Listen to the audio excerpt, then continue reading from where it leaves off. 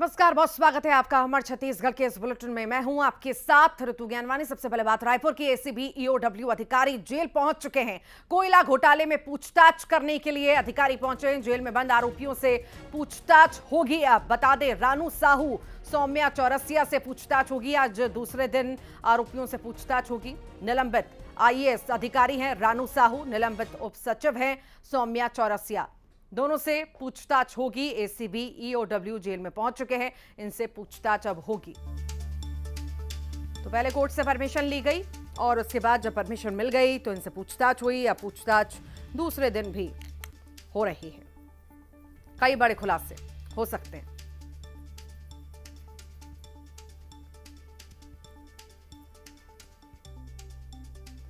ACB EOW अधिकारी jail पहुंच चुके हैं और अब जो है पूछताछ होगी। ज्यादा जानकारी के लिए युगल हमारे साथ जुड़ गए हैं। युगल, एसीबी ईओडब्ल्यू के अधिकारी पहुंच चुके हैं जेल, अब पूछताछ होगी। कब तक, किस समय पूछताछ हो सकती है और पहले की पूछताछ में भी क्या क्या खुलासे हुए, क्या क्या खुलासे होने की उम्मीद है, जानकारी। जी ऋतु, देखिए एसीबी ईओडब्ल्यू की टीम है, कल भी पूछताछ करी। 3 अधिकारी जेल गए थे महिला जेल में। चूंकि दोनों जो निलंबित आईएएस है, रानू साहू वो बंद है, सौम्या चौरसिया जो अधिकारी है निलंबित वो भी वहां पर महिला जेल में बंद है। तो उनसे कल 3 अधिकारियों ने पूछताछ की और उनके साथ महिला जो पुलिस अधिकारी वो भी मौजूद थे। इस बीच लंबी पूछताछ चली और आज दूसरा दिन 4 और 5 तारीख को अनुमति मिली थी और 7 तारीख को 3 दिनों पर पूछताछ करने की अनुमति मिली है। तो एसीबी ईओडब्ल्यू के अधिकारी वहां पर पहुंचे हैं और कुल मिलाकर यह है कि इसके मामले में किस तरह से वसूली की जाती थी, लेवी वसूली करने के आरोप है अधिकारियों पर लगे हैं। जब ईडी की टीम ने जो एसीबी ईओडब्ल्यू की टीम को प्रतिवेदन सौंपा था, उसके बाद जांच में तेजी आई है और अभी वहां पर पहुंच करके पूछताछ की जा रही है। सवाल यह हो सकता है कि जो लेवी किस तरह से वसूली की जाती थी, किन अधिकारियों की जो इसे वसूली करने के को कहा जाता था, पैसा कहां जाता था। तो जो आरोप लगे हैं उन कड़ियों को जोड़ने का प्रयास है एसीबी और ईओडब्ल्यू की टीम है वो करेगी। कुल मिलाकर यह है कि पूछताछ है लंबी चल सकती है। जी ठीक, फिलहाल बहुत शुक्रिया युगल जानकारी को साझा करने के लिए। आप लगातार बने रहिए, फिर आपके पास लौटेंगे। बड़ी जानकारी दर्शकों को दे दें। सौम्या चौरसिया की जमानत याचिका, बता दें फिर से ये जमानत याचिका लगाई गई है। शनिवार को इस पर सुनवाई भी हो सकती है। कोयला घोटाले में बता दें जेल में सौम्या चौरसिया बंद है, जेल में बंद है निलंबित उप सचिव सौम्या चौरसिया। सुप्रीम कोर्ट से पहले खारिज हो चुकी है याचिका, एक और बार ये याचिका लगाई गई है। तो जमानत याचिका लगाई गई है और अब इस पर सुनवाई शनिवार को हो सकती है।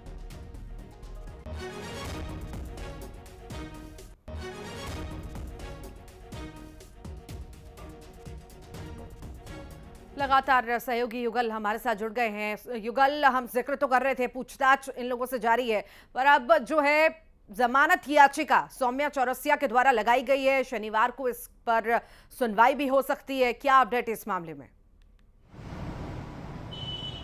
जी देखिए, इससे पहले भी सुप्रीम कोर्ट में जमानत याचिका जो निलंबित अधिकारी है सौम्या चौरसिया उसने लगाई थी, तो सुप्रीम कोर्ट से खारिज हो गई है। जाहिर तौर पर कहा जा सकता है कि एक प्रोसीजर होता है, उसके तहत ही जमानत के लिए अर्जी लगाई जा सकती है। 1 साल से अधिक वक्त हो चुके हैं, सौम्या चौरसिया जेल में बंद है, तो उन्होंने फिर से जमानत के लिए याचिका लगाई है। देखना होगा कि याचिका स्वीकार किया जाता है या फिर खारिज कर दिया जाता है, ये तो बात की बात है। लेकिन उसने जो जमानत के लिए फिर से याचिका लगाई है। अब इंतजार है कि आखिर कोर्ट क्या निर्णय लेती है, जमानत मिल पाता है या नहीं मिल पाता है, उनके आवेदन स्वीकार किए जाते हैं या नहीं। फिलहाल एक प्रोसीजर के तहत उन्होंने फिर से जमानत याचिका है वो लगाई है। जी ठीक, बहुत शुक्रिया युगल जानकारी को साझा करने के लिए। आप लगातार जुड़े रहिए, फिर आपके पास लौटेंगे। रायपुर से बड़ी खबर का जिक्र करते हैं। महादेव सट्टा ऐप मामला है ये पूरा। नीतीश दीवान का प्रोडक्शन वारंट मंजूर कर लिया गया है। स्पेशल कोर्ट ने मंजूर कर लिया है प्रोडक्शन वारंट। बता दें, हिमाचल पुलिस ने प्रोडक्शन वारंट मांगा था। 6 अप्रैल तक वारंट पर लेने की अनुमति। सूरज चौहानी की जमानत याचिका खारिज हो चुकी है।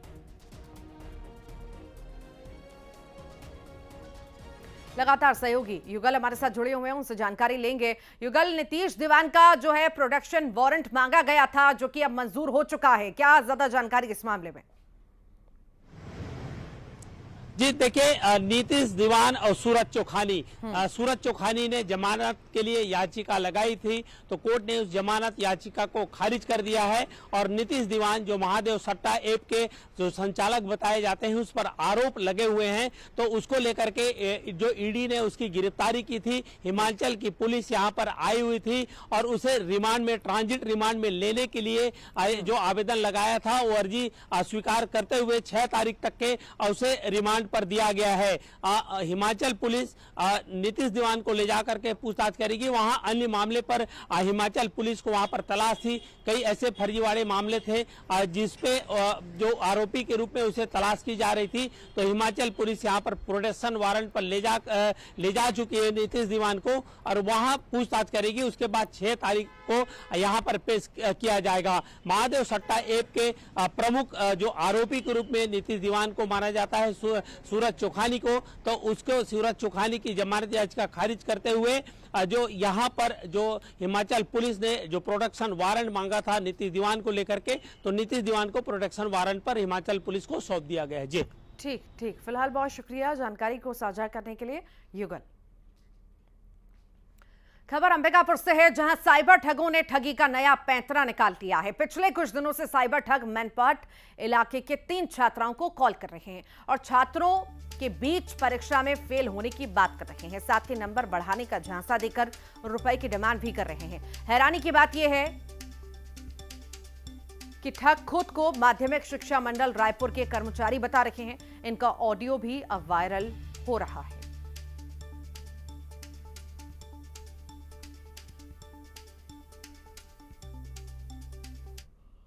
बोर्ड ऑफिस से बात कर रहा हूँ जी। अरे नंबर बढ़वाना है।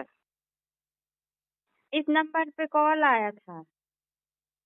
कब? कल।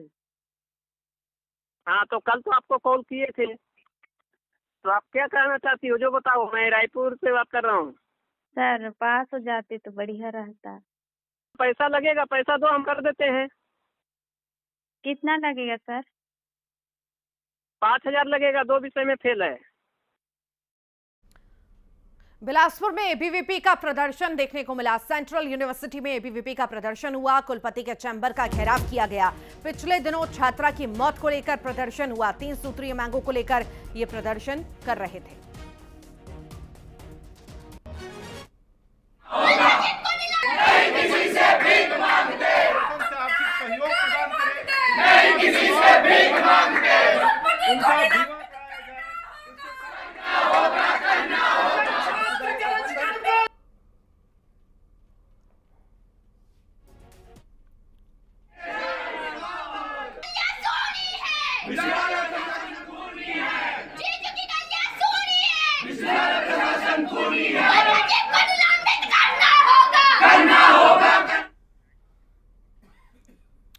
और बात गर्मी की, राजधानी रायपुर में इस बार अप्रैल के शुरुआती दिनों से ही पारा तपने लगा है, जहां सुबह से ही लोगों को गर्मी के तीखे तेवर का सामना करना पड़ रहा है। बता दें कि पिछले 10 साल में यहां 4 बार तापमान 44 डिग्री सेल्सियस या उससे अधिक रहा है। वहीं इस साल अप्रैल की शुरुआत से ही तापमान 40 डिग्री के पार पहुंच चुका है। बीते दिनों रायपुर का तापमान 40.5 डिग्री सेल्सियस था, जो कि सामान्य से 2 डिग्री सेल्सियस ज्यादा है। वहीं मौसम विभाग का कहना है कि इस बार गर्मी पिछले 10 साल के रिकॉर्ड तोड़ सकती है।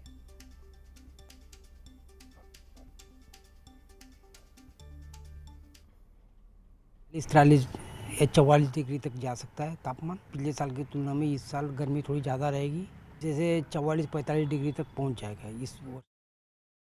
कवर्धा का जिक्र करेंगे। अमित शाह का चुनावी दौरा है। केंद्रीय गृह मंत्री अमित शाह का कवर्धा दौरा होने जा रहा है। कल कवर्धा के चुनावी दौरे पर अमित शाह रहेंगे, चुनावी सभा को संबोधित करेंगे। अमित शाह सरदार पटेल स्टेडियम में चुनावी जनसभा होगी।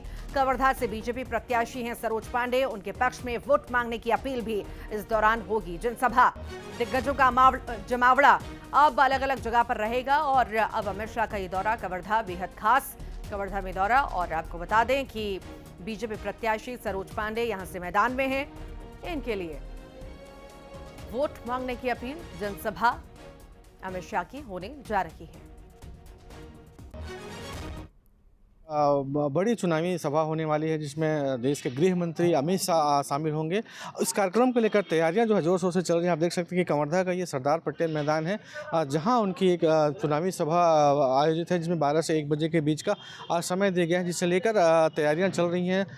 विशाल मंच बनाया जा रहा है, लोगों के बैठने के लिए व्यवस्था यहाँ पे की गई है और ये भाजपा के लिए पहला बड़ा कार्यक्रम है जिसमें देश के गृह मंत्री अमित शाह यहाँ पे पहुँच रहे हैं जो चुनावी शंखनाद करेंगे। और राजनांदगांव लोकसभा क्षेत्र के जो अलग अलग विधानसभा है वहाँ से लोग भी इसमें शामिल होंगे और एक बड़ी चुनावी सभा यहाँ आयोजित है।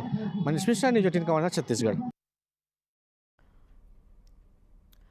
केंद्रीय गृह मंत्री अमित शाह के दौरे से पहले भाजपा के प्रभारी नितिन नवीन कवर्धा पहुंचे, जहां उन्होंने अमित शाह के कार्यक्रम स्थल का जायजा लिया।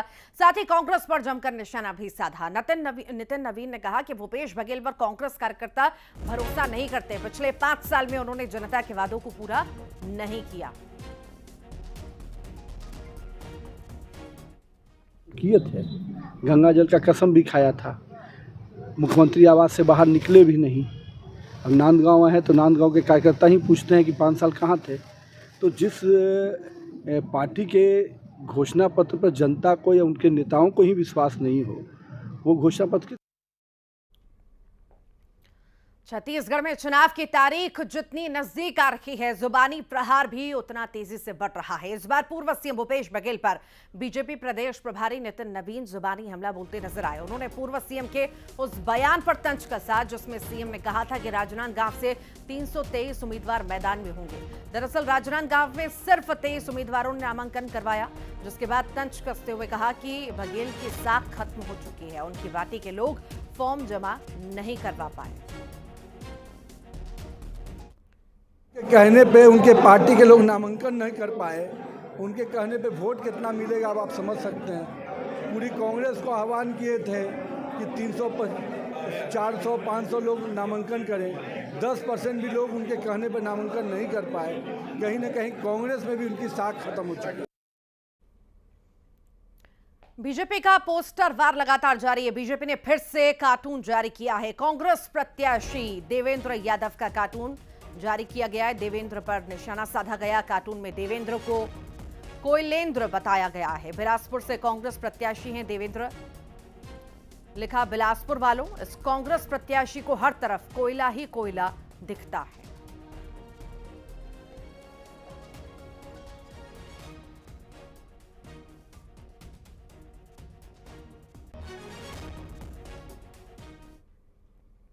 और अब जिक्र दुर्ग का। भूपेश बघेल ने नोटिस लेने से इनकार कर दिया है। दरअसल मानहानि का नोटिस लेने से इनकार किया है उन्होंने। पूर्व कांग्रेस नेता अरुण सिसोदिया ने यह नोटिस भेजा था। स्पीड पोस्ट के माध्यम से यह नोटिस भेजा गया था उनके द्वारा।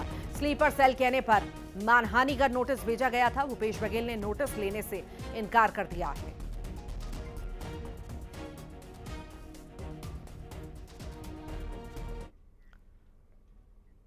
राजधानी रायपुर में कांग्रेस के घोषणा पत्र पर कांग्रेस संचार विभाग प्रमुख सुशील आनंद शुक्ला का बयान सामने आया, जहां उन्होंने कहा कि कांग्रेस का यह घोषणा पत्र देश की जनता के लिए नई उम्मीद, नई गारंटी है। घोषणा पत्र में हर वर्ग के लिए कुछ न कुछ जरूर है। घोषणा पत्र में 5 न्याय की गारंटी के साथ साथ 25 गारंटी दी गई है। युवा न्याय, नारी न्याय, किसान न्याय, श्रमिक न्याय, हिस्सेदारी न्याय कांग्रेस के घोषणा पत्र के प्रमुख बिंदु हैं। इसके अलावा कांग्रेस के घोषणा पत्र में बुजुर्गों, अनुसूचित जनजाति, अनुसूचित जाति, अल्पसंख्यकों, गरीबों, विद्यार्थियों, मजदूरों सभी के लिए कुछ न कुछ व्यवस्था की गई है।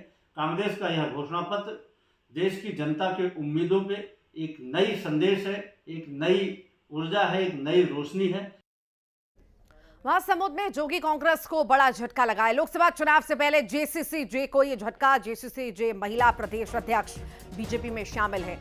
बीजेपी में शामिल हो चुकी हैं डॉक्टर अनामिका पॉल। सैकड़ों कार्यकर्ताओं के साथ बीजेपी की सदस्यता ली। किरण सहदेव ने सदस्यता दिलाई बीजेपी की।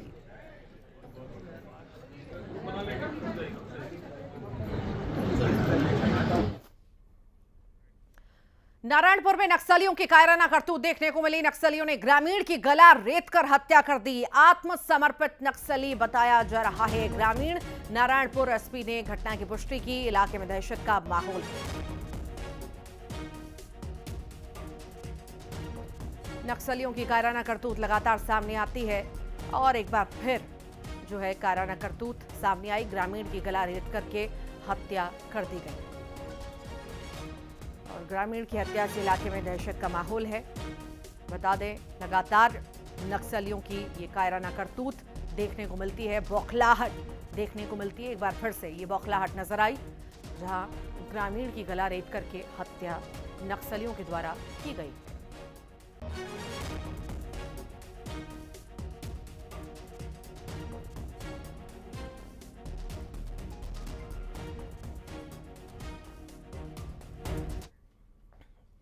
ज्यादा जानकारी के लिए श्रीनिवास नायडू हमारे साथ जुड़ गए हैं। श्रीनिवास, एक बार फिर बौखलाहट नजर आई है नक्सलियों की। ये जो आज नक्सलियों ने एक ग्रामीण की गला रेत की हत्या कर दी। ये जो ग्रामीण है बीते कुछ समय पहले मुख्य धारा में जुड़कर आत्मसमर्पण किया था और ये अपने गांव पहुंचा था जहां पर माओवादी को सूचना मिली थी और उसके बाद उसको घेराबंदी कर पकड़ा गया और उसकी गला रेत की हत्या कर दी गई। ये जो ग्रामीण है इसका नाम धरसूराम कुर्राम बताया जा रहा है और ये पहले नक्सल संगठन से जुड़कर काम किया था, लेकिन कुछ समय पहले ये पुलिस अधीक्षक के समक्ष मुख्य धारा में जुड़कर आत्मसमर्पण किया था और वो अपने गाँव गया था, जिसके बाद आज ये घटना हुई। फिलहाल जो घटना की जानकारी परिजनों ने पुलिस अधीक्षक को दे दी और उसके शव को जिला मुख्यालय नानापुर लाया जा रहा है। जी ठीक, फिलहाल बहुत बहुत शुक्रिया जानकारी को साझा करने के लिए।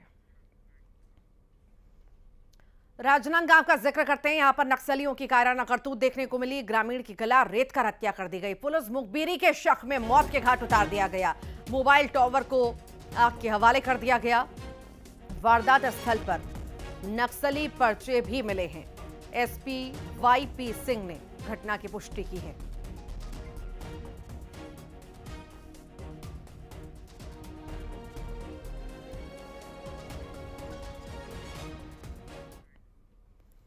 सूरजपुर का जिक्र करते हैं, जहां पर बीच सड़क पर स्टंट करना भारी पड़ा है। हाथ में पटाखा रखकर फोड़ने से आग लग गई। पटाखा फोड़ने से घर में रखे पैरा में यह आग लगी। 1 घंटे की कड़ी मशक्कत के बाद आग पर काबू पाया गया। बीच सड़क बर्थडे सेलिब्रेशन युवक कर रहे थे। कोतवाली थाने के बड़कापारा इलाके की यह घटना है।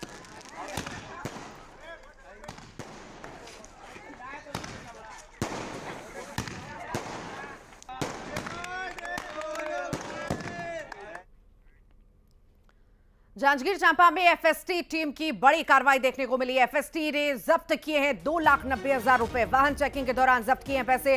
कार में पैसा लेकर के नंदलाल देवांगन जा रहा था। दस्तावेज नहीं मिलने पर पैसों को जब्त कर लिया गया है। पामगढ़ थाना क्षेत्र का यह मामला। तो व्यापारी दिए हुए हैं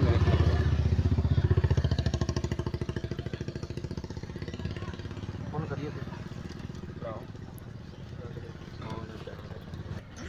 लेकिन तुम्हारा जो पैसा। रायपुर में 22 लाख का गांजा पकड़ाया गया है। 110 किलो गांजे को पुलिस ने जब्त कर लिया। पुलिस ने एक कार को भी जब्त किया है। अभनपुर पुलिस ने तस्कर को गिरफ्तार कर लिया। उड़ीसा का रहने वाला है तस्कर। 22 लाख का गांजा जब्त किया गया है। 110 किलो गांजा बताया जा रहा है। एक कार को भी जब्त किया गया।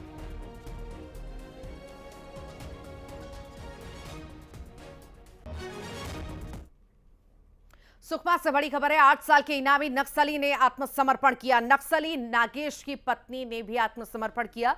सुकमा एसपी के सामने आत्मसमर्पण किया। बता दें, कई बड़ी नक्सल घटनाओं में ये शामिल था।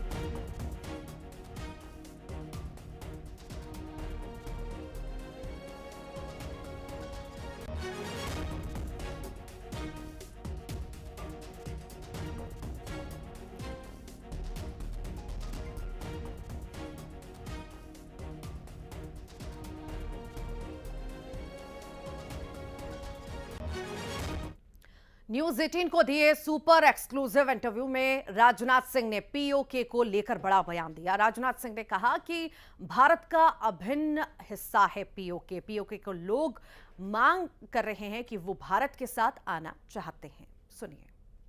इसका कोई टाइम फ्रेम है? इसको हम लोग कैसे, वहां के हिंदू मुसलमान आप लोग कहते हैं, पाकिस्तान ऑक्युपाइड कश्मीर पीओके के बारे में भी आपने अक्सर बातें की है। इसका कोई टाइम फ्रेम है? इसको हम लोग कैसे, वहां के हिंदू मुसलमान आप लोग कहते हैं कि भारत के ही लोग हैं, तो इसका टाइम फ्रेम क्या है, उसको हम कैसे इस मामले को रिजॉल्व करेंगे? वैसे पाक अधिकृत कश्मीर का जहां तक प्रश्न है, वो पहले भी भारत का था, आज ही है और कल भी रहेगा।